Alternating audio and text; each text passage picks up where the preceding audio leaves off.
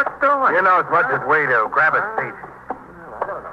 Oh, they probably got the midnight snack on the table over there right now. And the beer is just flowing. Stop aggravating yourself, will you? Well, what do you expect me to do? I'm out walking a post for 8 hours. When the tour's over, my time should be my own. This is something I'm going to take up with the PBA delegation. Watch it. Skipper. I'm sorry to hold you, men. It's all right, Captain. Oh, Lieutenant Sparrow. Lieutenant King and I would like to have you stay around a few minutes to help us out on something. That all right with you? Yes. How long will it take, Captain? Oh, not very long. I have to go into my office. We'll be ready for you in a few minutes. Come on, man. Okay, Captain.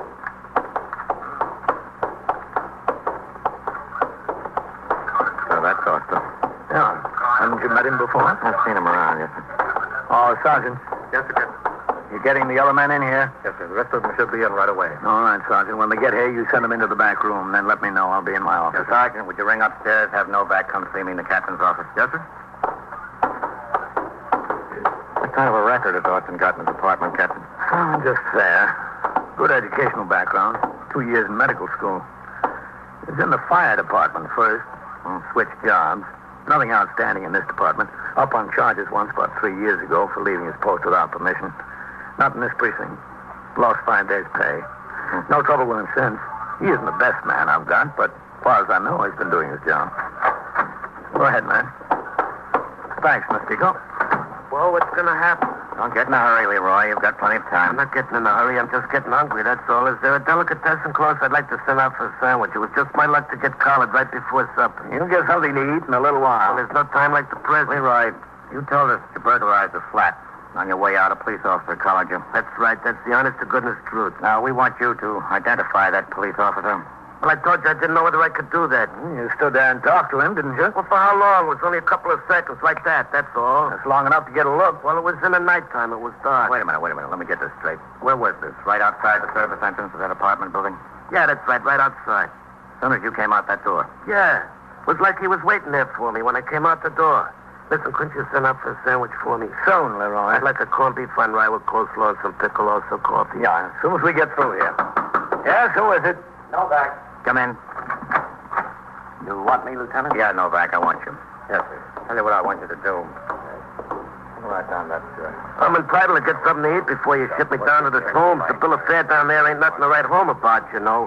I saw this girl who goes with my good friend Jack the other day. She was down there to see him. He says the bill of fare hasn't improved any since the last year or so either. Yes, sir. And Jack ain't hard to please when it comes to food. You give him any old slop and he's happy. All right, get going, Novak. Yes, sir. All right, I guess we're about set, Captain. Set for what? To give you a look, see if you can identify that police officer. Well, I told you I didn't know whether I could do that. I couldn't tell him from Adam. Well, we think we can, Leroy. We think we know who he is. We want you to give a look and see if you agree with us. There are 20,000 members of the police department of the city of New York. With their families, the force comprises a community larger than all but 94 of the most populous cities in the country. As in any group so large and from such varied backgrounds, occasional deviation of character is expected, and the methods of dealing with it are provided for in the laws of the state, the rules and regulations of the department, and the manual of procedure. These provisions afford the same protection to an accused police officer as to any other suspect. In all criminal cases, identification is usually the most important criterion. In this one, we proceeded to determine whether the burglary suspect, Leroy Rustin, could identify the police officer he accused. In addition to the principal suspect, Patrolman Austin, a dozen other officers were waiting in the back room. When we were ready, they were formed into a line, marched into the muster room.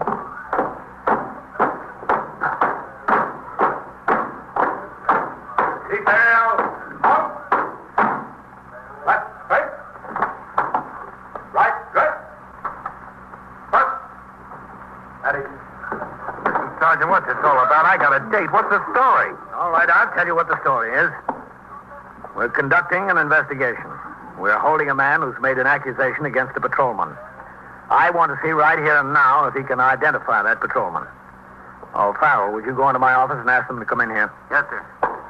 Right away, Captain. What's this cop supposed to be accused of, Captain? Among other things, receiving stolen property and failing to take proper police action. All right. Come over here, Leroy. I'll come there, but I don't know what good it'll do.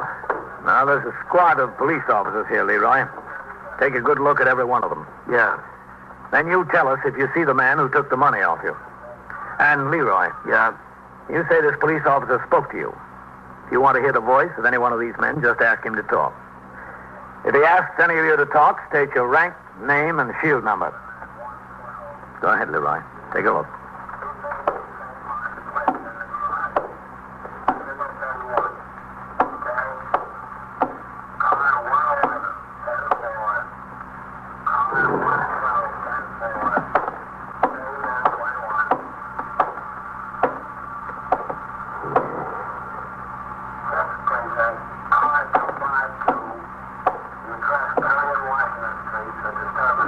Well, you see the man, Leroy?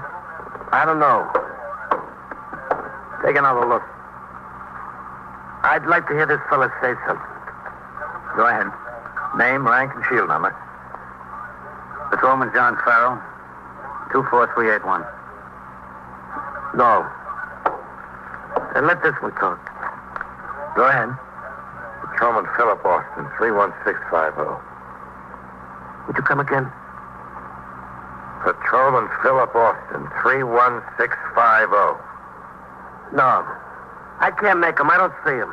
You want to take another try down the I line? can't make him. It was too dark there. I told you that. All right.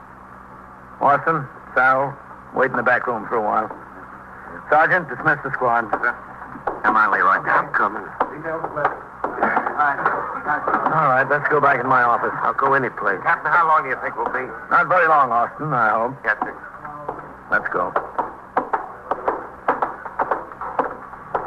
Don't look at me like that. What did you want me to do? Say it was somebody if I wasn't positively sure? What do you take me for? Did you think it was any of the men there? Didn't I tell you it was dark? Go ahead, inside. Lieutenant. Yes, Novak. Sit down over there, Leroy. What I want to know is when I'm going to get something to eat. I went over there, Lieutenant. We'll get you something to eat, Leroy. That's good. I could starve to death around here. Well, we wouldn't let you starve, Leroy. Yeah. Leroy, there's something I'd like to get straight. Sure. You said you couldn't see the cop over there because it was pitch dark. Is that right? Yeah, that's right. At the service entrance? Yeah, the side door, the service entrance. Novak, Yes, Lieutenant. you just came back from that apartment over there, right? Yes, sir. Did you look at the service entrance where the cop was supposed to have collared Leroy? Yes, sir. Was it dark? Now, there's a light over the door. The super told me it's never out at night. In addition, that door is right under a street light. Would you say it's light enough over there to see a man's face? Lieutenant, it's light enough to read a newspaper. What have you got to say about that, Leroy? Listen, maybe the electric was off The there. electric wasn't off, Leroy. You're just a plain liar. You've been wasting our time all night. No, I've been giving it to you You've been straight. going around corners. Now, we're not going to waste any more time. What about it? Did you see that cop or didn't you? You don't want to waste any more time, huh? No. All right, I won't waste any more time. I didn't see any cop because there wasn't any cop.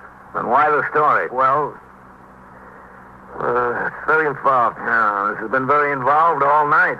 Yeah, Cap, you got a point. Well, I told the story for two reasons. One is I told it before to my good friend Jack. You see, he was in that flat with me. I didn't tell him about the money when I found it. Well, after we got out, we broke up and met later, just like I told you, at the cafeteria where his girl works. Well, I figured this flat we made might belong to some celebrity, and the papers would have the story and tell exactly how much cash was took. So I made up the little tale about the cop to Jack. He bought it because, being a thief, he believes that's the logical thing for a cop to do. That's what he would think. Yeah. So when I got collared tonight, I knew I was going to see Jack in the tombs again, so I stuck with the story because he's big. Boy, how big he is. In addition to which, if I played it along and told the same story, maybe I'd get a break, you know? Then the newspapers and the DA and everybody go for that stuff. I thought I'd get a break out of it. But I was honest. I didn't identify any cop. I didn't get anybody no jam, not me. No, you didn't identify anybody because you might have picked somebody who wasn't anywhere near that spot. Well, that's the point. I grant you that. I'll be right back, man. But you still got to give me credit, huh?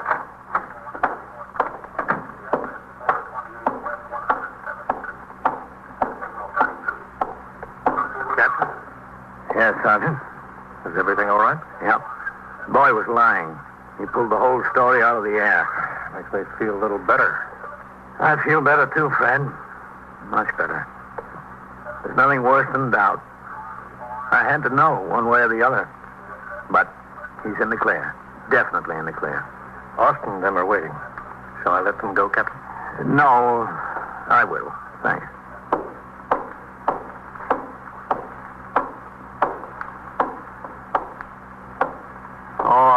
You men, Yes, sir, Captain. you can get changed now and go home. Yes, sir. Just a second, Austin. Yes, sir. Never mind. Good night. I'll see you tomorrow. Night, Captain. How do you like that? What? We have to stay around here on our own time on some deal we got nothing to do with. We don't even get a word of thanks. Well, what can you do? It's the trouble. There's nothing you can do. It's the job.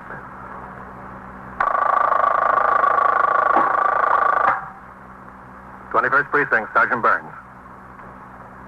Where? That's East what? East 77th? Talk into the phone. Do both of them have guns? Now, where is this? In the liquor store? Well, are you there now? All right.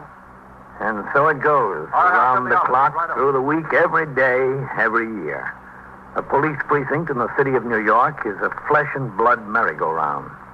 Anyone can catch the brass ring, or the brass ring can catch anyone.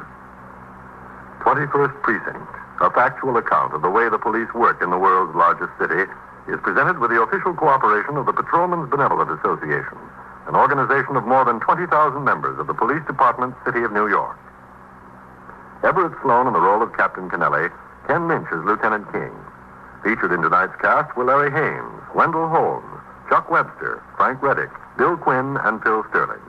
Written and directed by Stanley Niss. Produced for CBS Radio by John Ives. Art Hanna speaking.